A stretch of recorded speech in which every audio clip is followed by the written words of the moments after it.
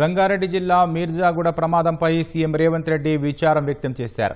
అధికారులు వెంటనే అక్కడికి చేరుకొని అవసరమైన సహాయక చర్యలు చేపట్టాలని ఆదేశించారు.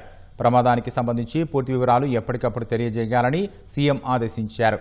బస్సు ప్రమాదంలో గాయపడిన వారందరినీ వెంటనే హైదరాబాద్ తరలించి మెరుగైన వైద్యం అందించేలా ఏర్పాట్లు చేయాలని కలెక్టర్లను ఆదేశించారు. స్థానికంగా ఉన్న ప్రజా ప్రతినిధులను ఘటనాస్థలికి చేరుకొని సహాయక చర్యలు పర్యవేక్షించాలని సూచించారు. రోడ్డు ప్రమాదంపై యుద్ధ ప్రాతిపదికన సహాయక చర్యలు కొనసాగించాలని, అన్ని విభాగాలను రంగంలోకి దింపాలని సీఎస్ డీజీపీలకు సూచించారు. ప్రమాదంలో చిక్కుకున్న వారి ప్రాణాలు కాపాడేందుకు అత్యవసర వైద్య సాయంతో పాటు తగినన్ని అంబులెన్సులు, వైద్య సిబ్బందిని రంగంలోకి దింపాలని సీఎం ఆదేశించారు.